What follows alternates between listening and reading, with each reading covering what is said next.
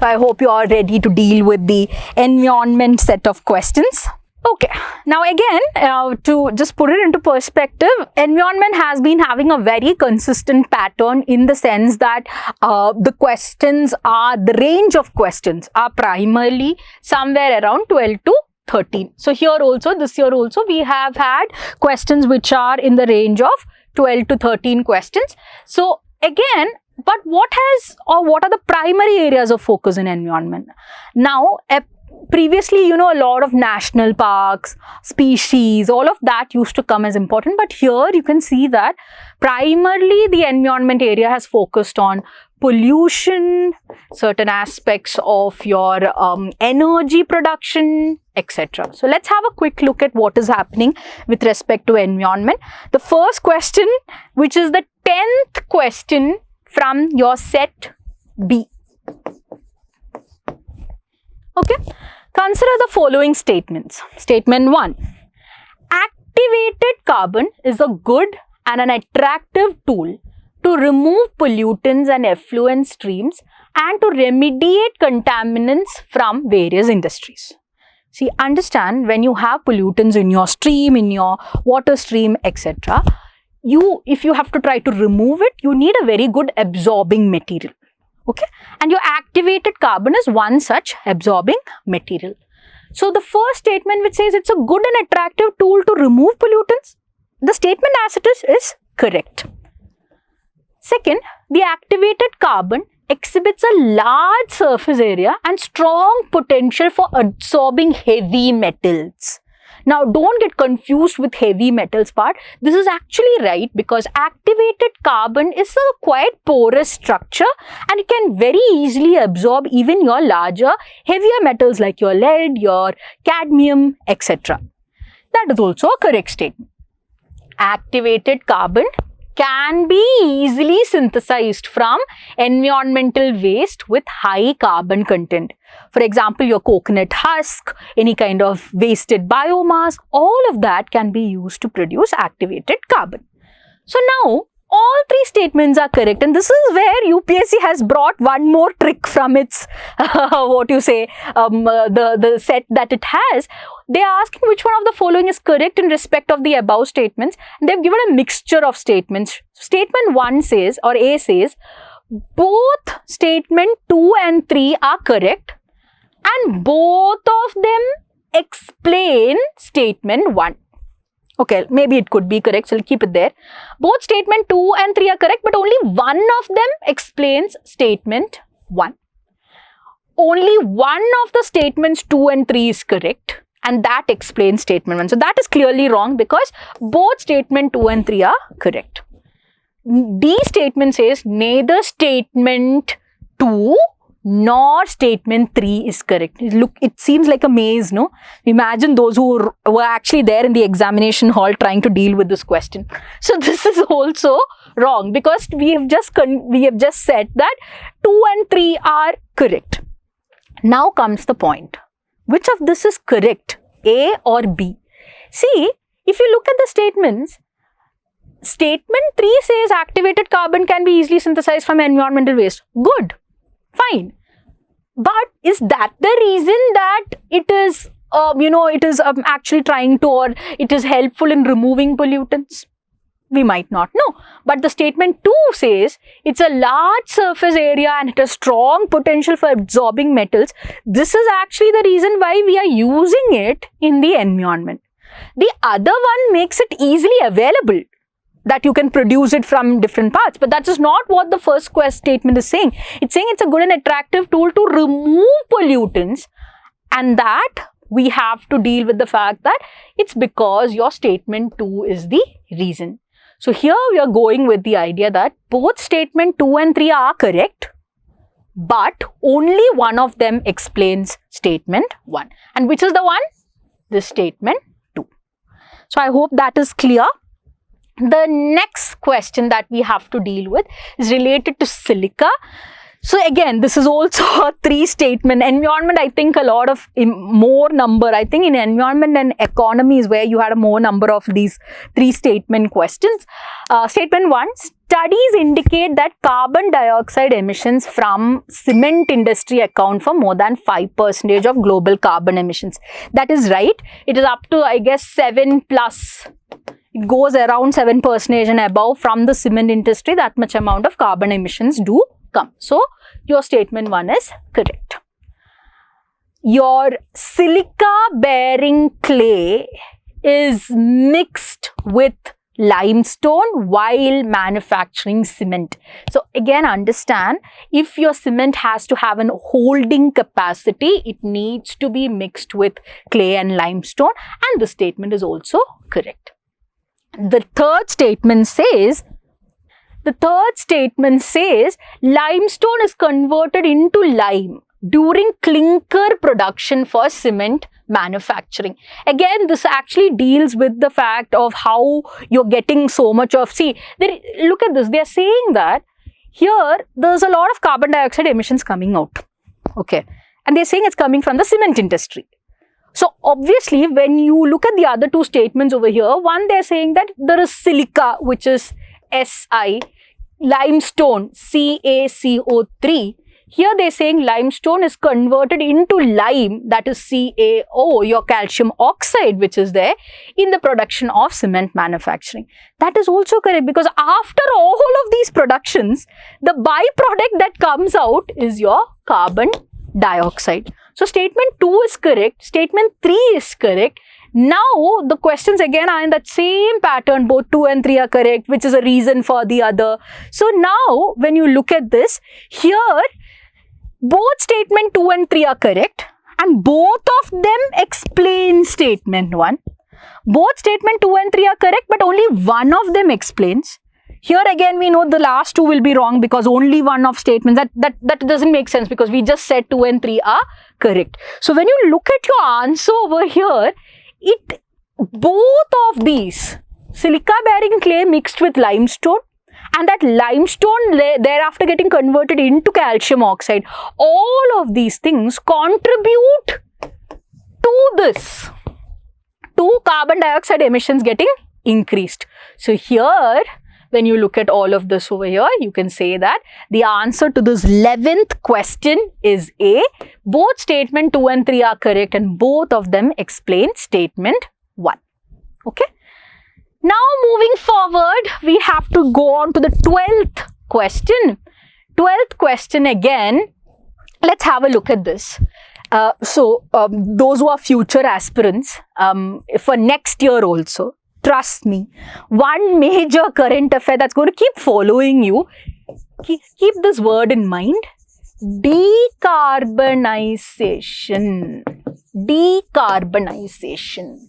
If you ask me what is one thing that the Indian government is so concerned about when it comes to environment and different sectors, with respect from an environment point of view, it's decarbonization. Decarbonization means to reduce the amount of carbon dioxide that is used and that is also released from certain sectors. Reduce the amount of carbon, reduce the amount of carbon dioxide emissions. All of these are a major priority. This question primarily deals with one such aspect. So let's have a look at the question. The question says, at the 28th United Nations Climate Change Conference, COP28, India refrained from signing Declaration on Climate and Health. One thing, again, this is a question that made me really happy for the reason being that every time there is a COP summit, okay, I keep telling my students, see, India goes and signs a lot of agreements. You cannot study all the agreements. But what you can do is the ones that India did not sign, you can keep a note of it. Why? Because at least you can eliminate using that. And this one is one such thing that India did not sign in COP28. Along with certain methane pledges, certain aspects related to Declaration on Climate and Health was not signed by India. India has its own reasons for it. In declaration, whenever there is a climate and agriculture treaty, this is also something that I would tell in class. Climate and agriculture means India is always very skeptical. Climate and methane emissions means India is very skeptical. India tries to refrain from these. So yes, India did refrain from that. Now comes into the statement 2, the COP28 Declaration on Climate and Health is a binding declaration, and if signed, it becomes mandatory to decarbonize health sector. See, if it was mandatory, then India would have tried to sign, no, because India is a very important, part of your Paris Agreement. India is one country that's trying to create a difference. So it was not mandatory, it was voluntary in nature. Statement 2 is wrong. Then coming into last thing, if India's health sector is decarbonized, the resilience of its healthcare system may be compromised. There's nothing like that. We are not able to decarbonize our healthcare system because it requires huge amount of money. Okay, so to decarbonize that means we need lots of extra funding for that, and this is the reason why we are not going and promising that we'll decarbonize. Decarbonize, again, I told you what it is. So here, statement 2 is wrong. Statement 3 is wrong. Okay. So now looking at all the statements over here, the only statement, statement 1 is the only one that's correct. Now we'll look at all the statements, and the only thing that fits our bill over here is D. Neither statement 2 nor statement 3 is correct. Okay, they're not having a lot of things that says it explains 1, explains 2, but no, none of these explains anything else. 2 and 3 are wrong, 1 is correct. That's it, plain as that. Okay, so I hope that is clear. Moving on to 13th question. Again, see, this was a major event in the last year's current affairs and last year's environment. And we had a joke in class saying that now, because, of all of this phenomenon, maybe our days are actually feeling a little bit longer or shorter. Okay. The reason being that, look at this. The first statement says, scientific studies suggest that a shift is taking place in the Earth's rotation and axis. All these statements are related to climate change. Because of climate change, what is happening is the ice that is trapped in your poles are melting. When the ice that is trapped in your poles are melting, that comes off as water and it tries to get to the equator. When it tries to get to the equator, because of a change in the entirety of the mass, what happens is our axis tilts. Already it's tilted, it tilts a little bit more. Now, when the axis tilts, the axis of the Earth tilts a bit, what also happens is our rotation speed also changes. Okay, so this is something that's happening, and we might not feel it right now, but eventually, when you look at it, this change amounts to our days getting, in a lot of areas, what happens is the days will get shorter, the days will get longer, it depends. But again, what is happening is, this shift has happened, and it is all due to climate change. Let's look at the questions. Scientific studies suggest that a shift is taking place in the Earth's rotation and axis. Correct. Solar flares and associated coronal mass ejections bombarded the Earth's outermost atmosphere with tremendous amount of energy. Now understand, from the sun, you do have the solar phenomenon called as your solar flares.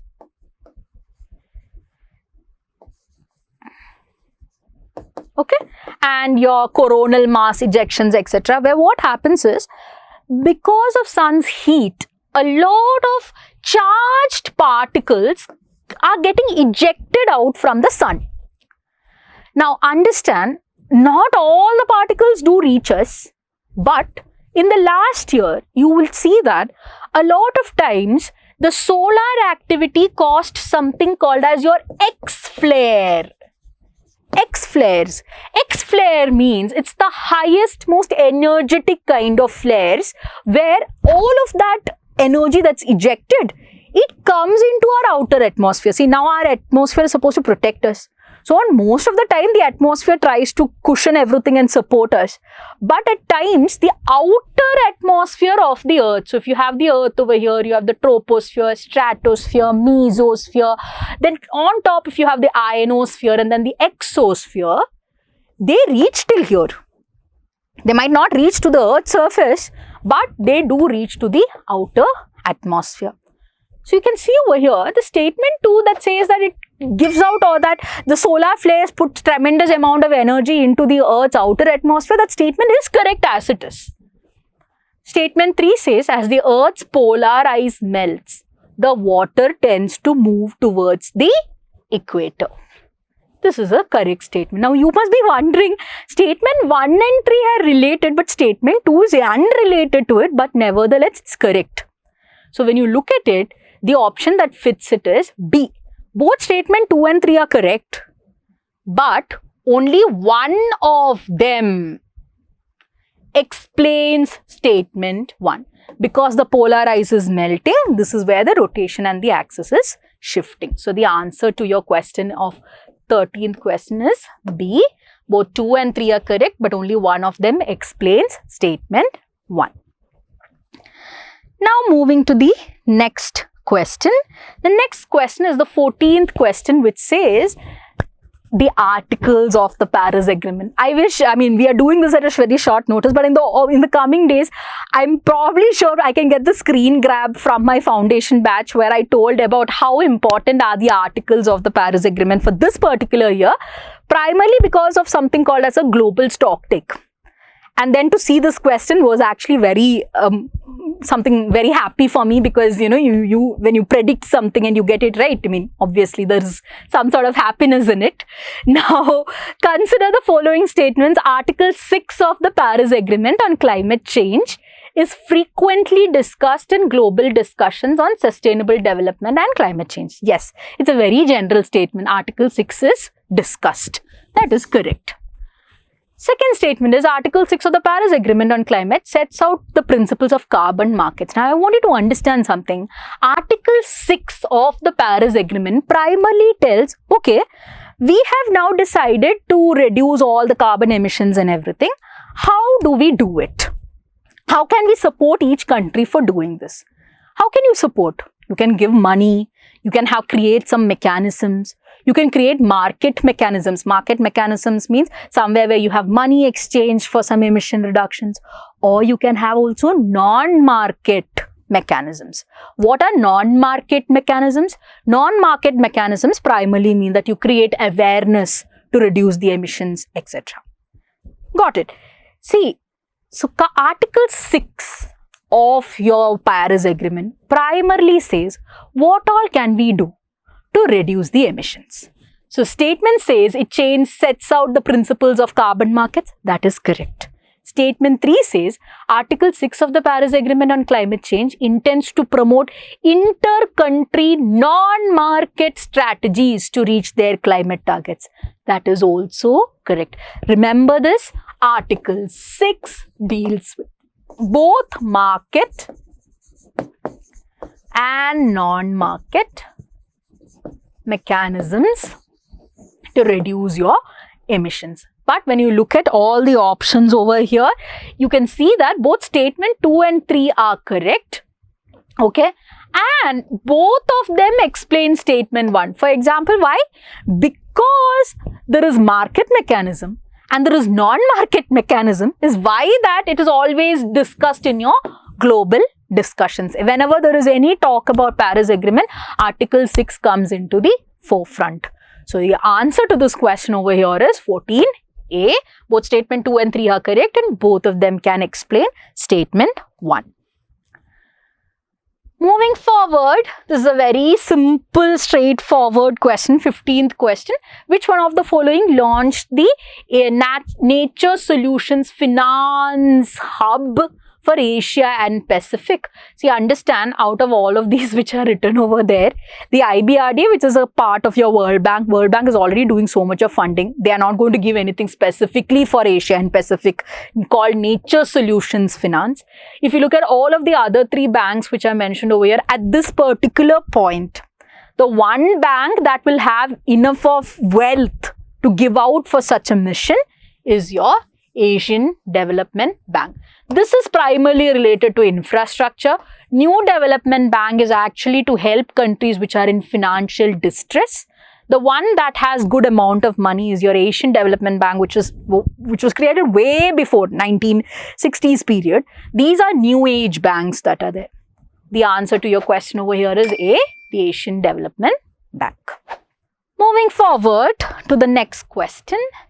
With reference to the direct air capture, an emerging technology, which of the following are correct? So let's get the understanding over here.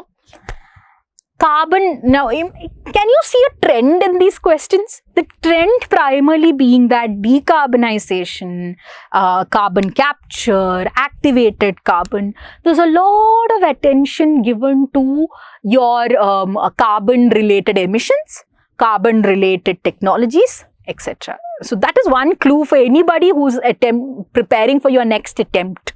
This is not going to be like, oh, this year UPSC was obsessed with carbon. No, nothing like that. UPSC is going to be obsessed with carbon for the coming at least 3-4 years. The reason being that this is primarily a part of our national agenda to reduce carbon emissions and to find new technologies for it. So here now you're going to look at this question, which is direct air capture. With reference to direct air capture, an emerging technology, which of the following are correct? What is direct air capture? You are using certain methods, certain solids, liquids, etc. And in the air, see, the problem right now that we are facing is what? There's a lot of carbon dioxide in the air. So they're like, okay, let's trap it back. All the carbon dioxide is there. Directly from the air, let's capture it back. So when you capture it back, this is what is called as your direct air capture, and it can be used as a way of carbon sequestration. What is carbon sequestration? Just means that you're collecting carbon from the air and you are storing it. Sequestering means storing it in proper packages. So they can get stored. Earlier UPSC used to be obsessed with where can you store the carbon. So you can store it in your oil fields, you can store it in unused oil fields, okay, not the ones that are getting used, unused oil fields, mines, etc. So this statement is correct. Again, it can be a valuable approach for plastic production and in food processing. So again, this captured carbon, which is already there in the air, you can use it for food processing. You can create dry ice from it. Dry ice is the solid carbon that is there. It is also used for plastic production so that you're not creating more carbon dioxide. Already what is there in the atmosphere is what is used and reused for this purpose. So that is also correct. In aviation, it can be a source of carbon for combining with hydrogen to create synthetic low carbon fuel. Very important, because one other thing that this year we were focusing on was decarbonization of your airline industries that are there. So the decarbonization of shipping, decarbonization of airlines. When you look at decarbonization of airlines, this is one thing that they are planning to do. Instead of taking more petrol and air fuel and everything and burning that, you capture the carbon dioxide which is there in the air, store it in another place. From the stored place, you try to use it as an air, your aircraft fuel that is there. And how are you going to use it? Not just by putting it directly over there, you try to combine it with hydrogen and create low carbon fuel. So this is also an answer, or this is also another use of your direct air capture. The answer to the 16th question is 1, 2 and 3. C. Now, we have a very species, I think one of the very few species questions that we have this year regarding peacock tarantula. It's a very pretty spider. Okay, tarantula, I hope when you hear the word itself, you understand it's a spider. You know this from different tarantulas that you've seen in maybe cartoons and other places. It's otherwise also called as Gooty tarantula. Gooty tarantula, it's the name of a place. Consider, not Ooty, Gooty. Okay, consider the following statements. It is an omnivorous crustacean. Guys, crustacean. Now you must be thinking, oh my god, UPSC is asking all of these zoological terms. Nothing. Crustacean was a term that was introduced in the UPSC paper several years ago. Like 3-4 times they have mentioned crustacean in several past year papers. So you are expected to know what a crustacean is.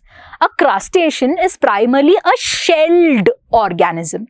Like for example, your prawns, your crab, all of these belong to the idea of crustaceans. Tarantula is not a crustacean. It belongs to the family of you have your arachid, you have your different spider families. So it does not belong to your crustacean family. That statement is wrong. Now, its natural habitat in India is only limited to some forest areas. Exactly. The reason being that the name is also derived from only those forest areas where it is actually seen. So statement 2 is also correct. Statement 3 says, in its natural habitat, it is an arboreal species. Arboreal means it lives on trees. And statement 2 is correct. Statement 3 is correct. The answer to your 17th question is D. Okay. Moving forward, we have a question that says, consider the following statements. Again, you have carbon dioxide, guys. Carbon dioxide is not going to leave you. So, carbon dioxide emissions in India are less than 0.5 tons of carbon dioxide per capita. Per capita means we individually are giving out 0.5 tons of carbon dioxide emissions. Per capita means per individual. That's the first statement. Now understand, when you take the total or the world's highest carbon dioxide emissions, despite us having a huge population also, and our population actually adds to the carbon dioxide emissions, we actually feature in the top 5 countries. Each of us have a carbon dioxide emission of roughly 2.5 plus tons of carbon dioxide per capita. 0.5 is actually an ideal situation for us. So that is not correct. This statement is wrong. In terms of carbon dioxide emissions from fuel combustion specifically, okay, that means from automobiles, India ranks second in the Asia Pacific region. This is something that we have a relief in. Why? Because we have always China that is at first, and then you have India, and the second statement is correct. India ranks second. Finally, electricity and heat producers are the largest source of carbon dioxide emissions in India. Now understand, in India, a large amount of our carbon dioxide production comes from thermal power plants. And why do we need thermal power plants? To produce electricity. Okay, so when you look at all of the statements given and ask which is correct, the answer to your 18th question is C. 2 and 3 only. 1 is not correct. Okay. Now let's move on to your 19th question. Again, this was the second species question that we had. Let's try to see if we can try to solve it in any way or not. They are asking how many of the above pairs are correctly matched. Let's look at the ones that we might know. Okay. So now when you look at all of this is one thing that we all learn in our smaller classes. When you look at ginger, so they're speaking about cassava, ginger, Malabar spinach, mint, papaya. Okay. Now, they are asking, is it a shrub or a herb? Is one shrub or a herb or a climber? Is one such question. Is it annual or perennial? Is it woody or soft? All of these things are other topics. Now let's try to look at each of this. Cassava is actually something that it grows in, and again, one more thing to remember is shrub means it will have multiple branchings. Okay, so cassava is actually a woody shrub. Primarily, and how do you assess if it's woody or not? Primarily, the woody shrub means you will have a certain amount of thickness.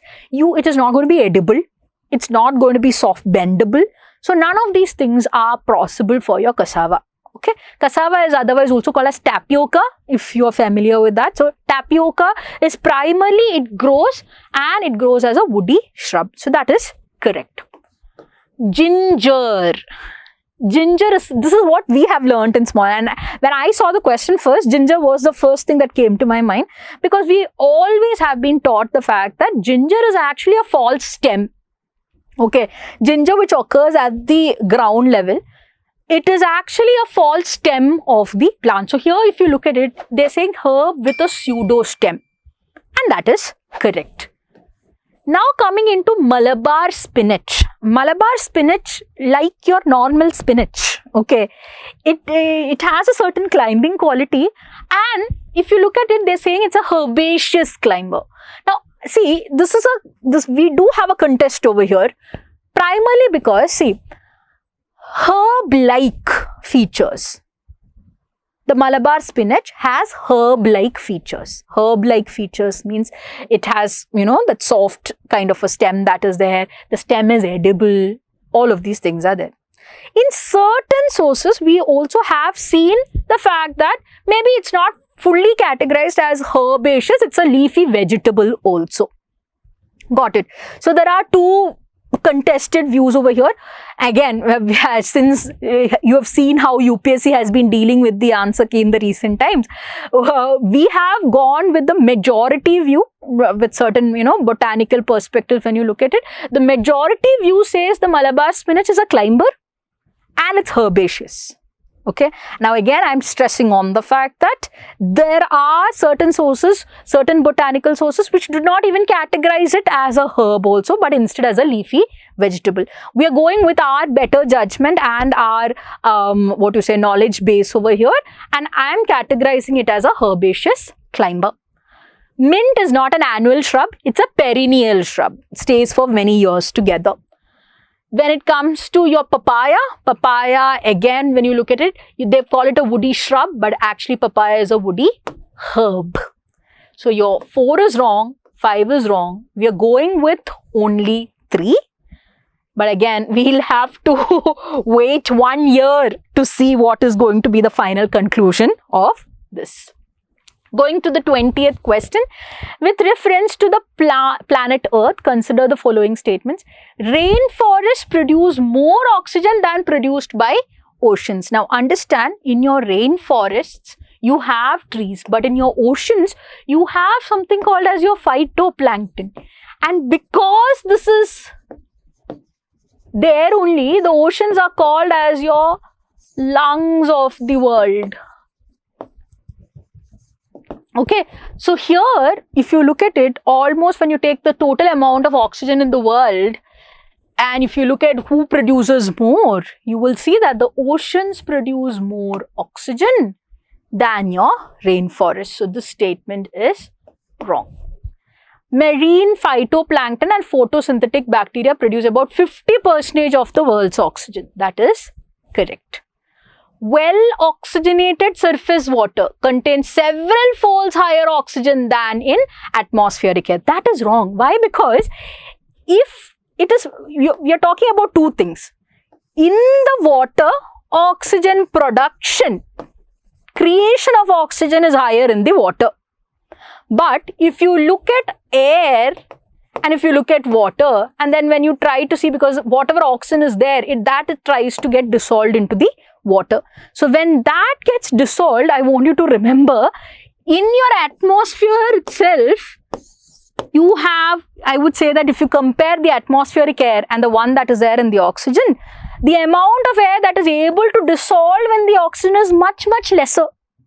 Okay, so production might be higher over here, but here the one that is consumed, or the one that is actually, dissolved in the water, is going to be less in your oceans. So your third statement is wrong. Your first statement is wrong. The only statement which is correct is B, 2 only. Finally, we have again a very simple question which is there. Which organization has enacted the National Restoration Law to tackle climate change and biodiversity loss? Okay, so which organization, when you look at this, anytime there is any kind of new innovative structures, we have mentioned in class that it will not be, and see, this is again, it's a National Restoration Law. If you look at all the organizations over here, this is international. This is again with very elite countries. This is a bank, so you eliminate this first. But the European Union is one such organization that actually behaves like a lawmaking body for a lot of these European countries. Got it? So when you say National Restoration Law, the answer is European Union. Okay, the option is A. Now coming to the final question of your environment section, which is there, the 73rd question of your set B. The first statement reads, of the two major ethanol producers in the world, Brazil and USA, the former produces more ethanol than the latter. The statement is wrong. You have America producing more than your Brazil. So that statement is wrong. Unlike in USA of America, where corn is the principal feedstock in ethanol production, sugarcane is the principal source that is there in Brazil. What is the difference between corn and this thing? See, understand what is ethanol production in the first place is that ethanol is something that is created from your biomass. Okay. Now, what is biomass? Ethanol, you know, it's the sugar content that is there. It combined with water and carbon dioxide and different things. See, when you say biomass, it can be something as simple as your coconut husk or your wheat, your rice, all of this is biomass. Now, when you look at America, corn is their major, corn, wheat, all of that comes as their major, the source from which they are extracting ethanol. But when you come to Brazil, Brazil is more towards the equatorial side. They do not have vast areas of corn and wheat and everything. But what they do have is sugarcane. And from sugarcane also, you can produce your ethanol. So, if you look at the difference in both of this, in America, it's corn. In Brazil, it's your sugarcane. So, statement 2 is correct. Statement 1 is wrong. The answer to the question over here is statement 1 is not correct, but statement 2 is correct. So, the answer to the 73rd question is B. Okay.